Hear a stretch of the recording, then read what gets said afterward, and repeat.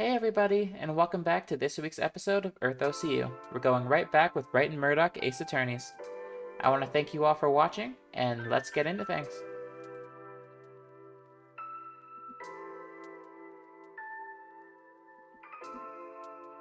The scene was packed. Matt was never not astounded by how quick a cop could be on a scene if they really wanted to be there, and for some reason, they really wanted to be there. And they were working with a fervor that Matt had only ever seen in supervillain cases back in New York, when cops were desperate to find a living time bomb before they struck again, not a girl they already captured. This seems excessive, Francisca said. Matt had to agree, but there was even more that put him off the scene. There was more blood on the floor than had been there when he left. He was certain of it. The amount of blood that he smelled now was definitely enough to kill a person, and Mia wasn't dead. Of course, he was the only person who knew that. Matt and Phoenix moved closer to examine the scene, only to be stopped by the detectives there, specifically the lead detective. Matt always hated that. The prosecution had unlimited access to the scene of a crime, while defense attorneys were left with nothing but scraps. It made it that much more impossible for them to do their jobs correctly. Sorry, pal. I'm afraid no one's allowed to... Scruffy, Francisca said in a low growl. Gumshoe's eyes widened almost immediately as he tried to inch away, only for a single glare from Francisca to lock him in place. Matt glanced at her. Apparently, these two knew each other. Francisca had contentious opinions of basically every detective agency, so it didn't surprise him. What did was that this detective was apparently scared of her, which he could probably use. He gave Francisca a nod. A signal they agreed on was the universal sign that she could let loose. Francisca smirked, drawing her whip from her belt. What exactly were you saying about the rules? I can't... Francisca tightened her whip. Geez, pal, aren't you a prosecutor? Why are you... Ugh! He flinched as the whip rang through the air. I am on sabbatical as a prosecutor. Right now, I am assistant to the defense, and whatever role I take in my life, I execute it to perfection. Do you understand me? Francisca asked. Yes, ma'am, Gumshoe whimpered. Geez, I kind of feel bad for the guy, Phoenix whispered. Matt just nodded in response. He thought he could invoke fear in people, but she didn't even have to lay a hand on someone to have them pissing themselves. She was right when she made her little proposal. She really was the perfect assistant for him. You two have the floor, Francisca said to Phoenix and Matt, who nodded in response. Phoenix took the floor first, asking what evidence Gumshoe had managed to gather. Gumshoe produced a cell phone, which Phoenix had very quickly recognized as Maya's. When he asked for it, Gumshoe didn't delay for a second, staring at Francisca the whole time. That and a mention of a witness of some kind, though he refused to elaborate on who it was, even when Francisca tightened her whip, even though that action made his heart beat into overdrive. It's fine, I know who the witness is, Matt replied calmly. Everyone in the room looked at him. There was no witness in the room, unless Red White had wanted to come forward, which he doubted. This witness was more than likely lying, but it was likely a lie based on the truth, meaning it had to be someone who could have feasibly seen things go down. The window. Phoenix, there's a hotel across the street, correct? Matt asked, Phoenix's eyes widening as he got the implication. A room that could see everything go down. Well, there's only a couple floors that could do that, Phoenix realized. 4 rooms maximum could fully see this area. Only one would have a clear enough view to be a reliable witness without the supposed killer noticing their presence, Francisca realized. You guys just aren't fair, pal, Gumshoe sighed, Matt turning to Phoenix. I can interview the witness. I probably won't be the best at looking around the scene, Matt replied. He was lying, of course. He would be a great investigator, just not with this many people watching. When he would investigate scenes with Francisca, he sometimes had to nudge her to make discoveries that he had already made. It was one of the many problems that came with having to steer people into the perceptions of what people like him were capable of. Yeah, I got this. No worries, bud. Matt nodded, beginning to walk away, only to be stopped by Francisca placing a hand on his shoulder. Cease. Have I taught you nothing, you fool? Aren't I the one supposed to be teaching you? Matt asked. I like to think of it as an exchange. We need to know who we're fighting. If we know that, we can destroy them more effectively, Francisca argued. Matt never thought that was necessary. His opponent never really changed how he had to behave in court, but he guessed it couldn't hurt. Well, that's a little complicated, pal. Gumshoe cleared his throat. Complicated? Phoenix asked. It's just a guy, right? Gumshoe looked at Francisca, swallowing hard, already anticipating the taste of whipped leather. It's Miles Edgeworth, pal, he said, avoiding Francisca's eyeline as much as possible. He's, got a bit of a reputation, you see. Real fierce. The guy's a genius. Matt had of course heard of the man, even past his reputation as the demon prosecutor, thanks to Francisca. She didn't talk about him much. Whenever she did, she chose to change the subject within a few minutes. Like lingering on it hurt her in a way he understood all too well. The only major thing that she managed to confirm with him was her relation to the man. Little brother, Francisca said, quietly, her heart beating faster in her chest. She always assumed this was a possibility, of course, especially when she moved to California with her boss. But still, she'd been keeping up with her brother's exploits in her spare time, and over the year and a half she worked for Matt, she began to feel different about it. She couldn't place a finger on why. But seeing him would probably put things into perspective. Francisca was silent as she and Matt left to go interrogate the witness, leaving Phoenix to explore the scene on his own. Phoenix was fine with that, mostly. He was going to have to do his first crime scene eventually, but there wasn't much of a crime to see without a body. The blood at the scene was pretty notable, the crack on the window definitely was. But aside from that, there were just a few footprints in the carpet. A man and a woman, Matt and Mia. And he paused. Police officers always wore special footwear to prevent footprints, so at the scene of any crime, there wouldn't be any new ones when they arrived. But there were footprints here from someone much larger than Matt. Phoenix took out his phone, snapping a picture when the detectives weren't looking, and then snapping one of Matt's footprints for comparison. He now knew for certain there was somebody else there that night. Matt and Francisca didn't take long to find the hotel room they were looking for. From Francisca's guess, she could have only been on the 10th floor, and when they asked the hotel if there was a person on the 10th floor who witnessed a crime, the bellboy was only too happy to oblige. He was extremely excited to be a part of helping solving the crime. In fact, he seemed excited that a crime happened in the first place, that it would somehow bring the hotel some fame. Unfortunately, Matt was pretty sure he was right about that.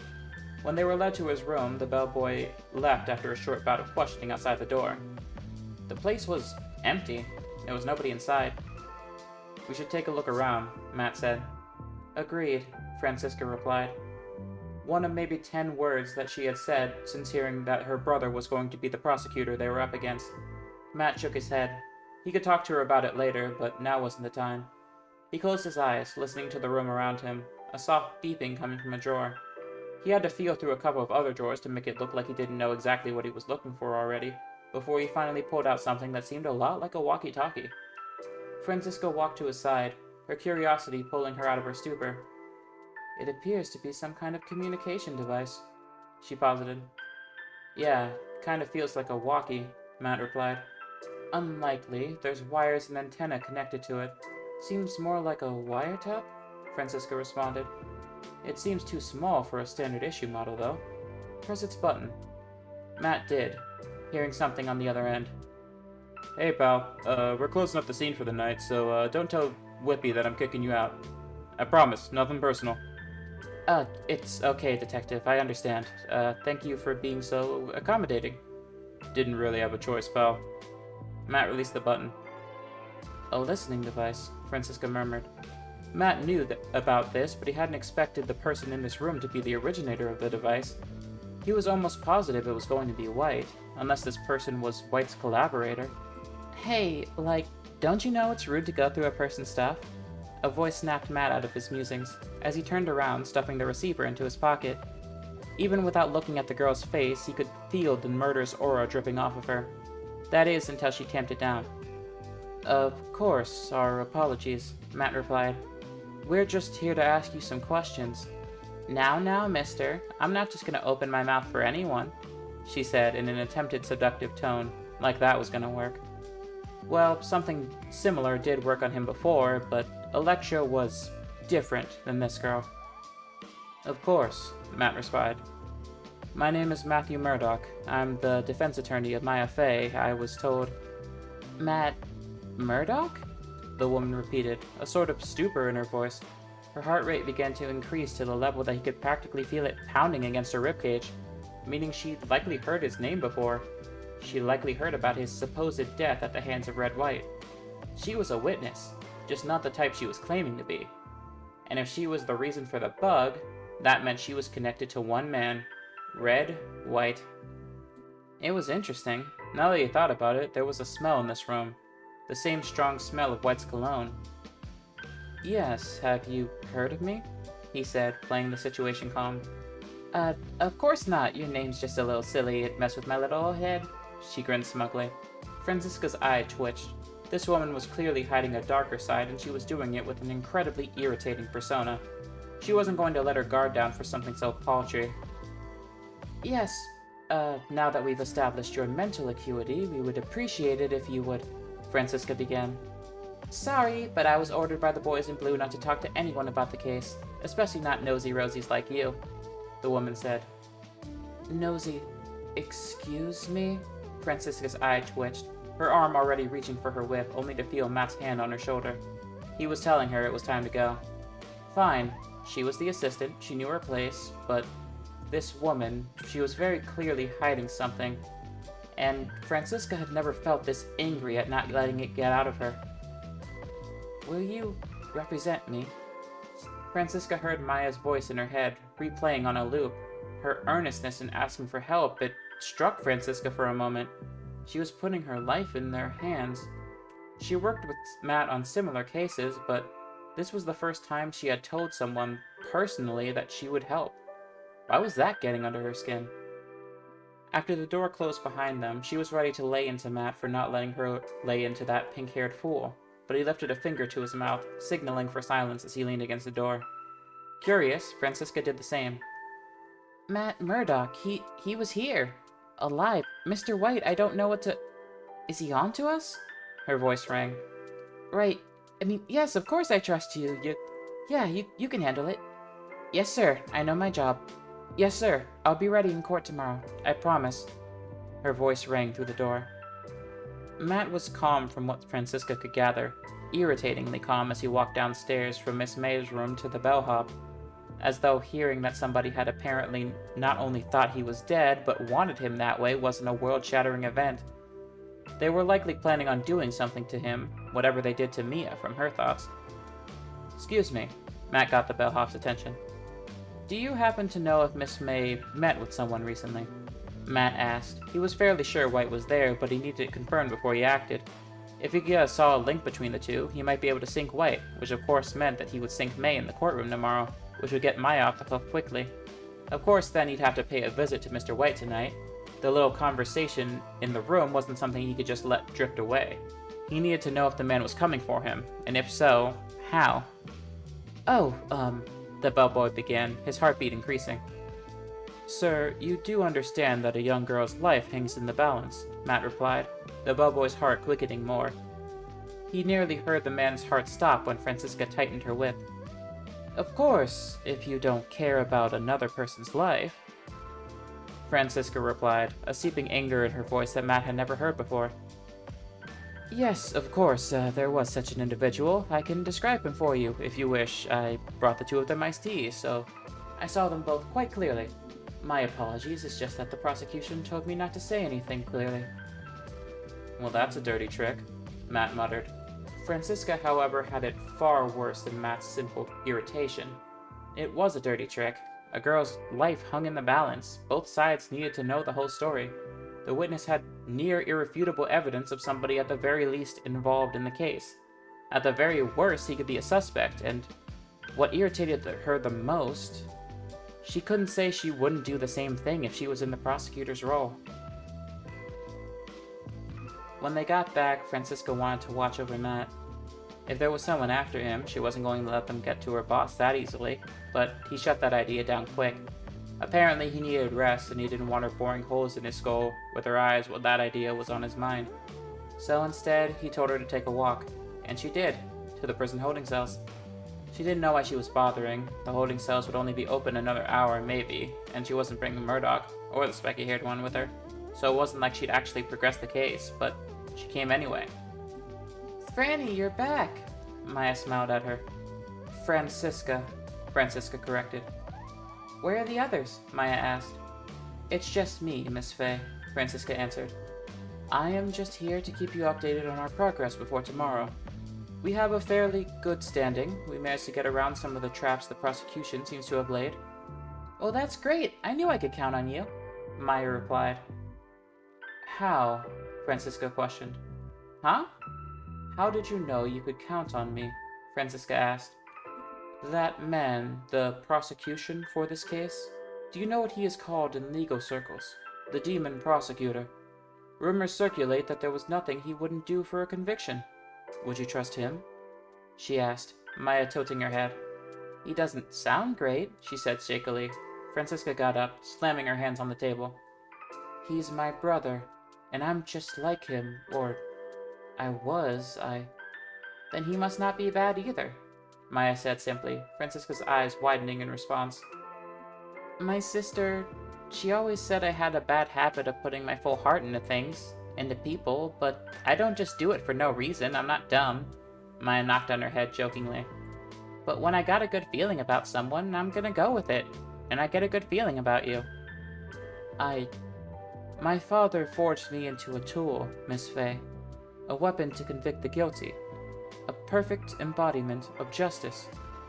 Why would you put your faith in someone like that? Francisca asked. Maya paused. Your dad sounds like a pretty serious guy. I suppose he is. Well, those were his views, but do you agree with them? Maya asked, Francisca saying nothing in response, just gripping her arm. Still figuring that out, huh? Hey, I get it. Family legacies can be, a lot. Francisca lowered her eyes to the ground. I can't tell you whether your dad's way was the best or not, but I can tell you one thing. When you said you were going to defend me, you didn't even question it. And I don't think it was just because you wanted to help your boss, Maya continued. I trust you, Franny. You can count on it. Francisca stood up, saying nothing, as she walked away. It was shockingly easy for Matt to get into White's building, even dressed as he was. His black suit may have made it easier to blend into the shadows, but when it came to slipping by normal people, it was usually a lot harder than this. He stopped outside White's office room, listening close. After the trial, I want you to pay a little visit to Murdock. It can't happen during, after all, and then we'll track down whoever interrupted my direct assault. Can't have someone staining my hands, especially after Mr. Fisk already thinks the problem's solved. Of course, sir. They lose the trial, your hands stay clean, everything works out, as long as they lose. Another voice said on the other side of the door, a voice that rang something of a bell for Matt. It couldn't... Ah, shit. Oh, they will. You needn't worry your lovely little head about that. Now be on your way, White continued. Matt waited until the other voice walked out of the room. Waited until she walked away from the crowds, cameras, anything that could be a problem. Until he saw his opening, pushing her into an empty meeting room. The two collided, Matt's punches followed almost immediately by her dodging and kicking, followed by Matt's headbutt catching her off balance. He used this small advantage to pick her up, slamming her onto the meeting room table with one hand. She smiled as she looked into his eyes. Well, it's good to see you too, Matthew. The black-haired woman smiled at him. What the hell are you doing here, Electra? Matt asked, dreading the answer. Hey everybody, I just want to thank you for stopping by to check out another chapter in The Strongest Earth in the Multiverse. I look forward to seeing you all next time. Toodles!